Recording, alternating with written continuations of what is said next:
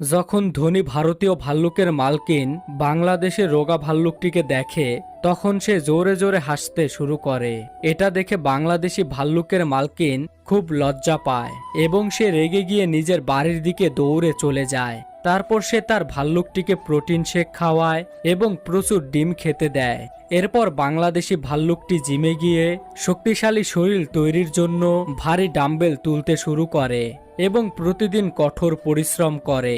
কিছুদিনের মধ্যেই সে খুব শক্তিশালী একটি ভাল্লুক হয়ে ওঠে এবং তারপর সে ভারতীয় ভাল্লুকটিকে বক্সিং রিংয়ে লড়াইয়ের জন্য চ্যালেঞ্জ জানায়। তারপর দুটি ভাল্লুকের মধ্যে এক জবরদস্ত লড়াই শুরু হয়।